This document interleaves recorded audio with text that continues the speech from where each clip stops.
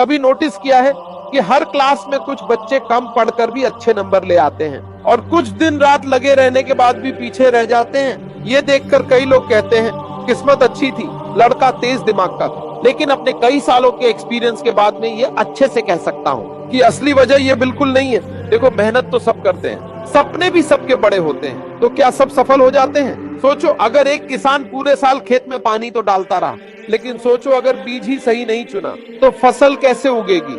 Student life भी कुछ ऐसी ही है। अगर तुम 13 से 24 साल की एज में आ गए हो तो ये वीडियो तुम्हारे दिमाग के तार खोल देगा। वीडियो शुरू करने से पहले जो पहली बार आए हैं वो आगे आने वाली नई वीडियो को देखने के लिए सब्सक्राइब कर लेना। चलो शुरू करते हैं पॉइंट नंबर 1 से। हमारा पॉइंट नंबर 1 है अपनी कमजोरी को पकड़ो। दोस्तों, क्या तुमने कभी नोटिस किया है, रिजल्ट आने पर कुछ स्टूडेंट्स कहते हैं यार मैंने तो इतना पढ़ा था फिर भी नंबर उम्मीद से कम आए।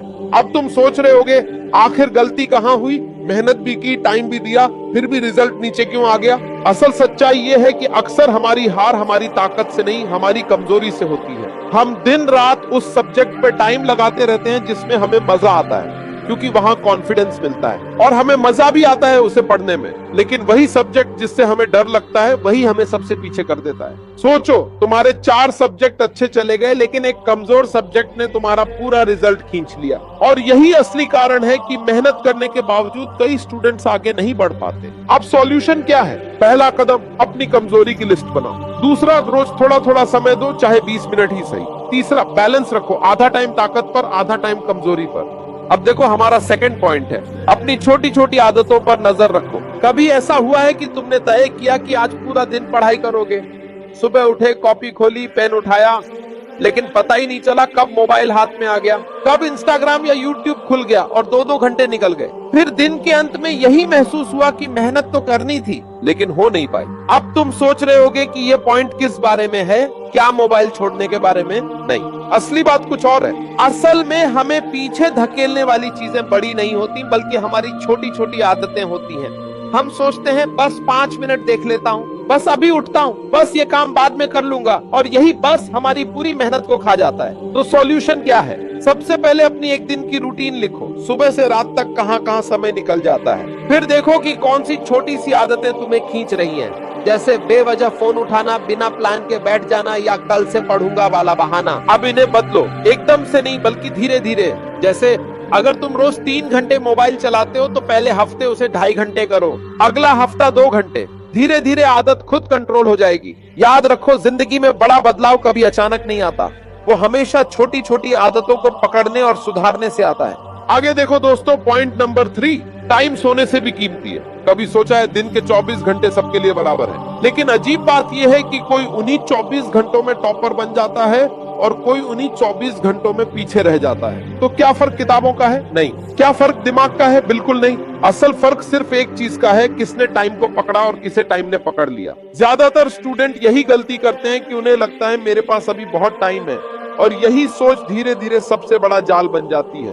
पहले वो एक चैप्टर टालते हैं, फिर एक टेस्ट, फिर एक पूरा सिलेबस, और फिर रिजल्ट के समय टाइम उनका गला पकड़कर खड़ा हो जाता है। सोच कर देखो, टाइम किसी का इंतजार नहीं करता। तुम मोबाइल पे 5 मिनट स्क्रॉल करने बैठे और 2 घंटे निकल गए। तुम बोले कल से पढ़ूंगा और महीना बीत गया। यही टाइम है जो तुम्हें कंट्रोल कर रहा है। तो क्या करना चाहिए? सबसे पहले टाइम को अपना दुश्मन मानना बंद करो, उसे दोस्त बनाओ। रोज का शेड्यूल बनाओ छोटे छोटे स्लॉट्स में, जैसे 45 मिनट पढ़ाई और फिर 15 मिनट का ब्रेक। और सबसे जरूरी, डेडलाइन खुद तय करो। अगर तुमने चैप्टर पूरा करने की डेट नहीं बनाई तो टाइम खुद तुम्हारी डेट बना देगा, और तब पछतावे के अलावा कुछ नहीं बचेगा। याद रखो, जो बच्चा टाइम को पकड़ लेता है वही अपनी जिंदगी का मालिक बनता है, वरना टाइम इंतजार नहीं करेगा, वो तुम्हें पकड़कर पीछे छोड़ देगा। पॉइंट नंबर 4, पढ़ाई का तरीका पढ़ाई से भी पड़ा है। कभी सोचा है 2 बच्चे एक ही चैप्टर पढ़ते हैं, दोनों ने बराबर टाइम दिया, दोनों ने उतनी ही मेहनत की, लेकिन रिजल्ट में एक सब कुछ याद रखता है और दूसरा एग्जाम हॉल में बैठकर सोचता है यार ये तो कल ही पढ़ा था, भूल कैसे गया? तो क्या फर्क किताबों का है, क्या फर्क मेहनत का है? नहीं, फर्क है सिर्फ एक चीज का, पढ़ाई का तरीका। ज्यादातर स्टूडेंट सोचते हैं कि जितना ज्यादा टाइम देंगे उतना ज्यादा याद रहेगा, लेकिन हकीकत यह है कि बिना सही तरीके के मेहनत करना ऐसे है जैसे बाल्टी में छेद होने के बाद पानी भरना, जितना भी डालो सब बह जाएगा। तो सही तरीका क्या है? पहला, एक्टिव पढ़ाई करो। सिर्फ लाइनें रटने से कुछ नहीं होगा, कोशिश करो कि चैप्टर को अपनी भाषा में दोबारा लिखो या किसी दोस्त को समझाओ। दूसरा, रिवीजन को नियम बनाओ। एक बार पढ़कर छोड़ दोगे तो भूलना तय है, लेकिन छोटे छोटे गैप में बार बार दोहराओगे तो वही चीज दिमाग में पक्की हो जाएगी। तीसरा, विजुअलाइजेशन। जो चीजें समझ ना आए उन्हें तस्वीर या स्टोरी की तरह सोचो। दिमाग इमेज जल्दी पकड़ता है, शब्द नहीं। याद रखो, मेहनत सब करते हैं, फर्क बस इतना है कि कोई मेहनत सही तरीके से करता है और कोई गलत तरीके से, और यही छोटा सा फर्क ही रिजल्ट के समय सबसे बड़ा फर्क बन जाता है। अब आ जाओ पॉइंट नंबर 5, अपनी गलतियां से भागो मत। सोचो जरा, जब भी हमसे कोई सवाल गलत हो जाता है तो हम सबसे पहले क्या करते हैं? कॉपी बंद कर देते हैं, खुद को दिलासा देते हैं, कोई बात नहीं, अगली बार सही कर लेंगे। लेकिन क्या वाकई अगली बार सही हो जाता है? नहीं, वही गलती फिर से दोहराई जाती है। यही फर्क टॉपर और बाकी स्टूडेंट्स में होता है। टॉपर अपनी गलती देखकर घबराता नहीं, बल्कि उसे पकड़कर वहीं पर रोक देता है। वो हर छोटी गलती का हिसाब रखता है, कहाँ अटका, किस चैप्टर में दिक्कत आई, किस टॉपिक पर बार बार गलती हुई, और यही गलती का हिसाब धीरे धीरे उसे बाकी सबसे आगे कर देता है। अब करना क्या चाहिए? सबसे पहले एक गलती कॉपी बनाओ। हर बार जब भी कोई सवाल गलत हो उसे वहां लिखो। सिर्फ सही जवाब मत लिखो, बल्कि ये भी लिखो कि कहाँ दिमाग अटका था।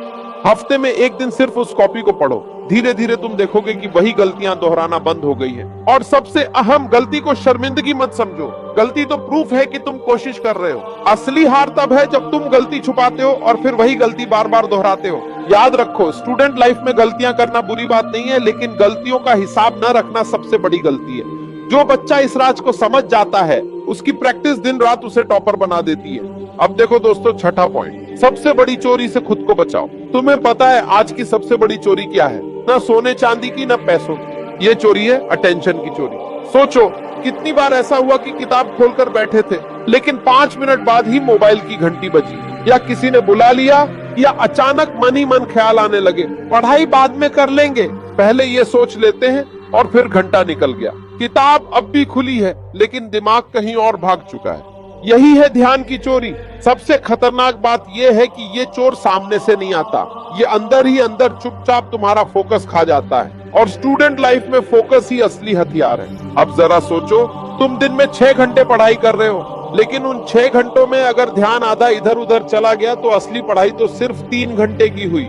यानी तुमने टाइम तो ज्यादा लगाया, लेकिन आउटपुट आधा निकला। और यही फर्क टॉपर और बाकी बच्चों में सबसे बड़ा होता है। टॉपर के पास तुमसे ज्यादा टाइम नहीं होता, लेकिन उसके पास ध्यान की चोरी रोकने का तरीका होता है। वो अपने दिमाग को पकड़कर पढ़ाई की तरफ रखता है, बार बार भटकने नहीं देता। तुम देखोगे, जो बच्चा टॉपर होता है उसकी आंखों में एक अजीब सी स्थिरता होती है। जब वो पढ़ता है तो उससे कमरे से कोई हिलाकर भी उठा नहीं सकता, और यही अटूट ध्यान उसकी सबसे बड़ी ताकत बन जाती है। कभी गौर किया है कि दिमाग इंसान की सबसे बड़ी फैक्ट्री है? ये फैक्ट्री तभी काम करती है जब पूरा ध्यान एक जगह जमा हो। अगर दिमाग टुकड़ों टुकड़ों में बंटा हुआ है तो ये फैक्ट्री बंद हो जाती है। और यही वजह है कि बहुत मेहनत करने वाले बच्चे भी असली नतीजा नहीं ला पाते। ध्यान की चोरी रोकना कोई छोटा काम नहीं है। ये वही चीज है जो तुम्हारे अंदर की असली ताकत खोलती है। अगर ये चोर बार बार जीत गया तो चाहे तुम कितनी भी किताबें पढ़ लो, सब अधूरा रह जाएगा। लेकिन अगर तुमने एक बार इसे पकड़ लिया तो वही मेहनत, वही किताबें अचानक से जादू करने लगेंगी। सोचो, ये जिंदगी की जंग है। कुछ लोग पूरे हथियार लेकर भी हार जाते हैं क्योंकि उनका ध्यान ही उनके साथ नहीं था, और कुछ लोग कम संसाधनों के बावजूद जीत जाते हैं क्योंकि उनका ध्यान एकदम लेजर की तरह सीधा था। तो असली खेल ये नहीं है कि कितनी देर पढ़ते हो, असली खेल ये है कि पढ़ते वक्त तुम्हारा ध्यान कहाँ है। अगर ध्यान चोरी हो गया तो तुम्हारी मेहनत भी बेकार हो जाएगी। अब देखो 7वां पॉइंट, सवालों से भागो मत।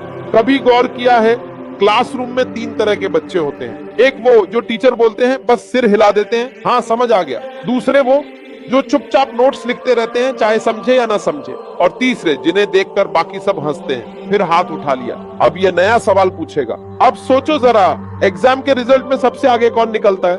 अक्सर वही तीसरा बच्चा जो दूसरों को परेशान करने वाला लगता है, वही असल में सबसे तेज निकलता है। लेकिन क्यों? क्या उसके पास कोई खास किताब होती है, कोई जादू का नुस्खा?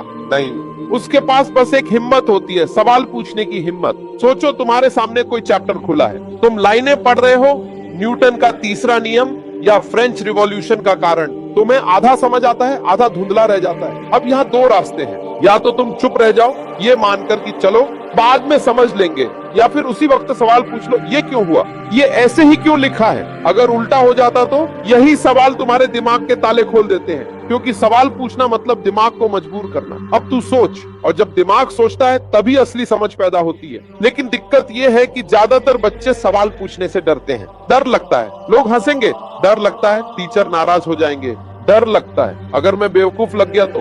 यही डर ही सबसे बड़ी रुकावट है, क्योंकि जब तक सवाल नहीं पूछोगे तब तक तुम्हें सिर्फ सतही जानकारी मिलेगी। और एग्जाम में सवाल हमेशा सतही नहीं आते, वहां गहराई मांगी जाती है। जरा एक और तस्वीर सोचो, क्लास में 100 बच्चे बैठे हैं, टीचर ने कुछ समझाया, 22 बच्चों को आधा ही समझ आया, लेकिन सब चुप हो गए। बस एक बच्चा बोला सर ये चीज ऐसे क्यों है। अब क्या होगा, टीचर फिर से समझाएंगे और अचानक बाकी 90 बच्चों के भी दिमाग में वो बात साफ हो जाएगी। यानी एक बच्चे की हिम्मत 100 बच्चों का फायदा कर देती है। तो सोचो उस एक बच्चे के लिए ये हिम्मत कितनी बड़ी ताकत है। सवाल पूछना सिर्फ क्लासरूम की आदत नहीं है, ये तो पूरी जिंदगी का नियम है। जिन्होंने बड़े बड़े काम किए उन्होंने सबसे पहले सवाल पूछे, ये चीज ऐसे ही क्यों है, ये अलग क्यों नहीं हो सकती। एडिसन ने यही सवाल पूछा तो बल्ब बना, राइट ब्रदर्स ने यही सवाल पूछा तो हवाई जहाज बना, और तुम भी यही सवाल पूछोगे तो तुम्हारी सोच की उड़ान बाकियों से अलग होगी। अब जरा सोचो तुम्हारी पढ़ाई की असली ताकत कहाँ छुपी है। किताबों में? हाँ वहां भी है, लेकिन उससे भी ज्यादा ताकत तुम्हारे सवालों में छुपी है। क्योंकि सवाल पूछने वाला कभी खाली नहीं रहता, वो बार बार जवाब ढूंढता है और हर जवाब उसके दिमाग को और तेज कर देता है। यही वजह है कि सवाल पूछना टॉपर बनने का सबसे गुप्त हथियार है। ये हथियार किताब में नहीं लिखा मिलेगा, लेकिन जिसने इसे पकड़ लिया उसका दिमाग बाकी सबसे तेज दौड़ता है। तो याद रखो, कभी सवाल पूछने से मत डरना। सवाल पूछना कमजोरी नहीं है, ये तो उस इंसान की सबसे बड़ी ताकत है जो सीखने से कभी नहीं रुकता। और स्टूडेंट लाइफ में वही जीतता है जो रुकता नहीं है। 8वां पॉइंट, आराम भी पढ़ाई का हिस्सा है। अजीब लगेगा लेकिन सच यही है। कभी सोचा है कि सबसे मेहनती बच्चा हमेशा टॉपर क्यों नहीं बन पाता। कई बार वो दिन रात किताबों में डूबा रहता है, नोट्स भरता है, नींद काट देता है, लेकिन नतीजे में वही बच्चा पीछे रह जाता है। तो आखिर गलती कहाँ हो रही है। ये गलती मेहनत की कमी में नहीं बल्कि आराम की कमी में है। जरा एक मशीन की तरह सोचो, अगर कोई मशीन 24 घंटे लगातार चलती रहे बिना रुके तो क्या होगा। पहले तो स्पीड कम होगी, फिर गर्म होने लगेगी और आखिर में जल जाएगी। दिमाग भी एक मशीन है, सबसे ताकतवर मशीन, लेकिन ये भी तभी काम करता है जब इसे बीच बीच में आराम दिया जाए। अब सोचो तुमने लगातार 6 घंटे पढ़ाई की, शुरुआती 2 घंटे में सब दिमाग में जम गया, तीसरे घंटे में थोड़ा थोड़ा थकान आने लगी, और जब 6वां घंटा पूरा हुआ तो तुमने शायद 2 घंटे का काम ही असल में किया, क्योंकि बाकी वक्त में दिमाग थका हुआ था, याद करने की बजाय बस झेल रहा था। यानी मेहनत तो 6 घंटे की हुई, लेकिन असली नतीजा सिर्फ 2 घंटे का निकला।